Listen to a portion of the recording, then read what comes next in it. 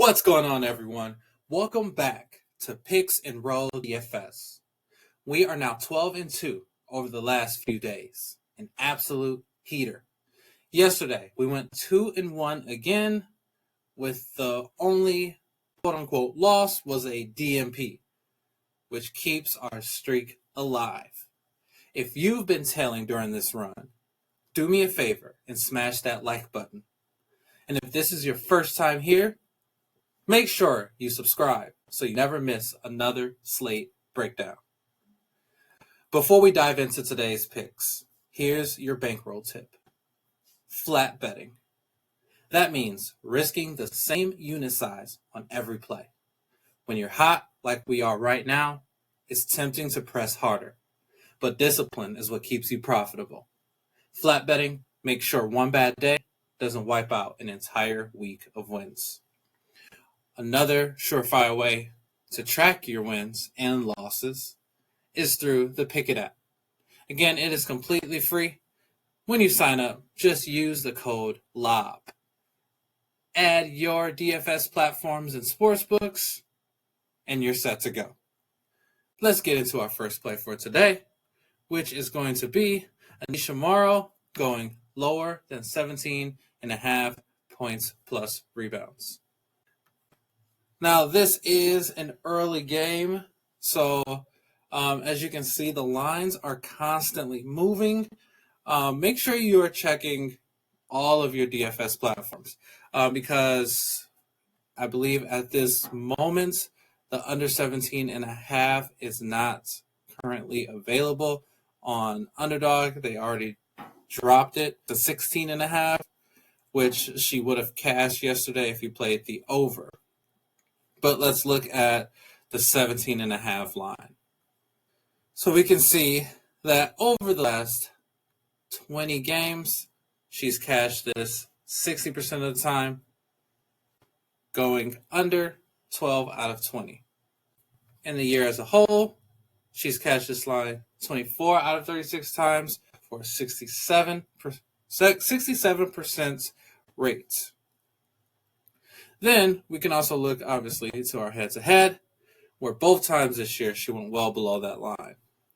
Now, if you use solely this data, right, even though these games were much earlier this season when she's just a rookie, so she wasn't getting as much playing time, as you can see, 10 minutes and 13 minutes, you would go the under no matter which route you take. However, again, small sample size, and it was early in the season. If you look here, her minutes have greatly increased. Yesterday, she did get a lot less. The game was a bit closer than the score kind of alludes to at some points. Again, she did get 21 minutes. She just wasn't hitting shots early on. So keep that in mind when you're making your decisions.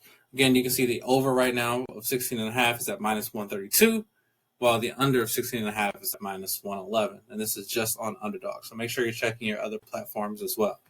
But in regards to them, the Atlanta Dream guarding forwards, they are ranked 4th in points allowed, which is favorable for the under, as well as rebounds. They are ranked 3rd, which again is favorable for us in regards to the under. Additionally, we can see that she has exceeded 17.5 points plus rebounds in 4 of her last 5 games at home, which then supports that going above 16.5, while I'm at the under on 17.5. And then we can also see that the Atlanta Dream's defense against most forwards has been solid, keeping a majority of them under their line. Again, we had Maddy Siegrist that game against Atlanta, and she had like a career night earlier this week, especially with all the injuries. You would think that she would have gotten tired a lot faster because she did play a significant amount of minutes, but that did not stop Maddy from going off. Again, we have seen, obviously, some of these spikes in her scoring, which kind of make this a concern. So if you do your own research, again, using Outlier or any other data points that you can find and you feel more confident with this over, I believe that some of the foul trouble that she's got into and her usage among the team, especially at the tail end of the season, make the under for 17.5 the solid play. Then again, if you're new here, you can tell these plays risk-free on Betr. They're giving new users $10 free on sign up, plus a 50% deposit matchup up to $200 when you use code DIME. And if you email me your screenshot at picksandrolldfs@gmail.com, I'll give you a free month in my Winnable VIP, where I drop my full cards daily, and they are sent directly to your phone. Let's go to pick 2, which is going to be Leila Lacan going under 10.5 points. All right, so we can see the data here. This line started off at 9.5 and has jumped to 10.5. She is averaging 10 points a game with a median of 8.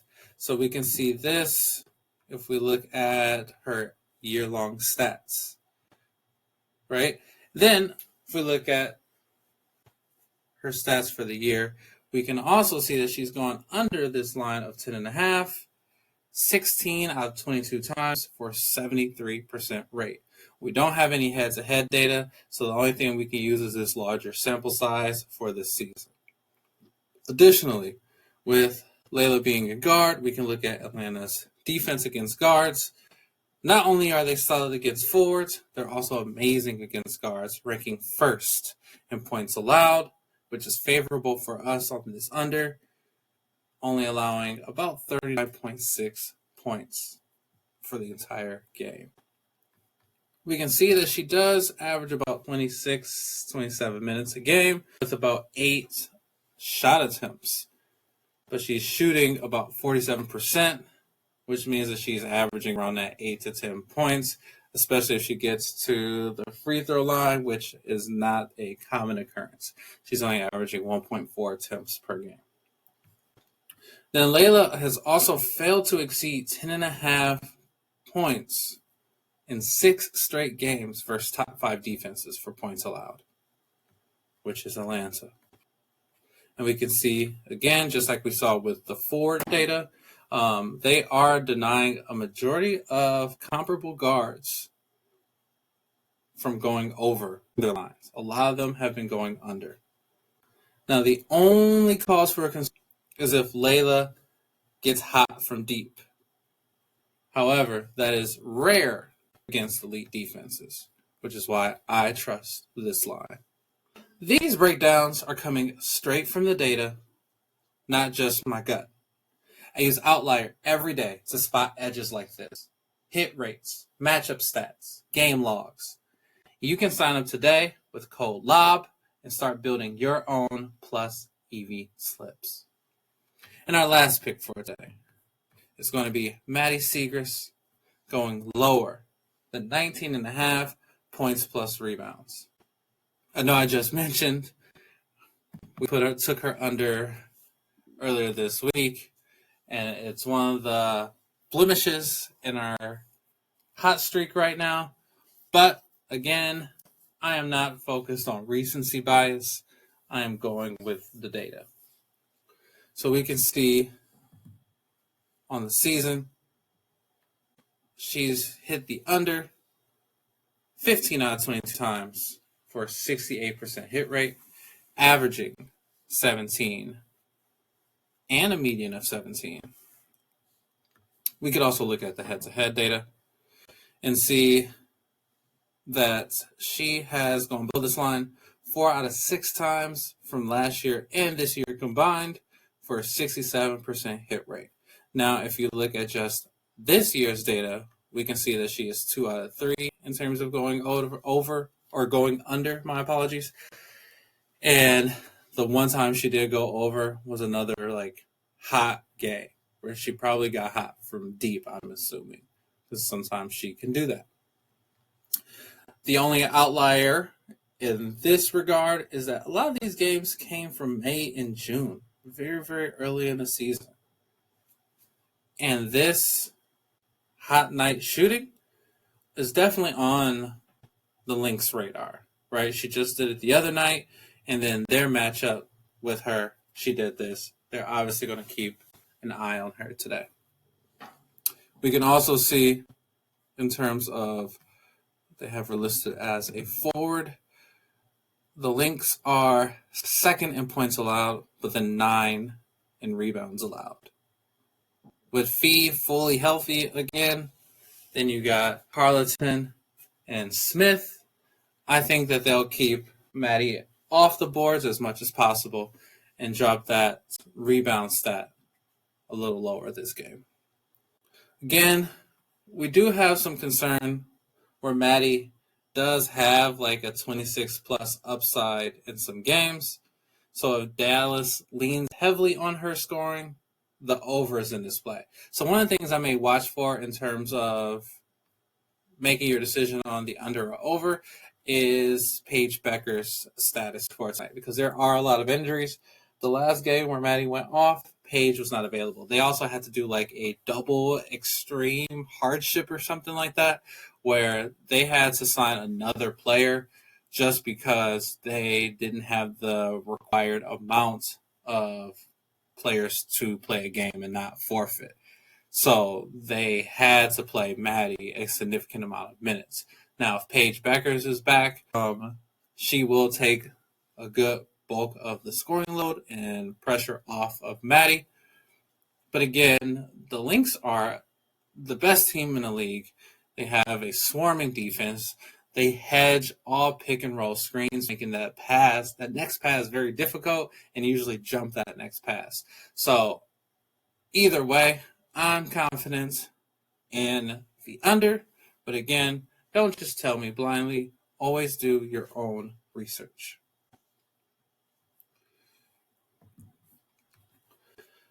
We've been cashing at an insane rate. Again, 12-2 over the last 14. And the VIPs and Winnable are getting every card across multiple apps. But here's the deal. The Founders promo ends in 3 days. After that, prices go up. If you've been tailing and winning alongside me, now's the time to lock in and join at the lowest price ever. Link is in the description. All right, here's the quick recap for today. We have Aneesah Morrow going under 17.5 points plus rebounds. Leila Lacan going lower than 10.5 points. Maddy Siegrist going lower than 19.5 points plus rebounds. That's the card for today. Tail responsibly, keep the bankroll steady, and let's keep building that roll together. I'll see you back here tomorrow.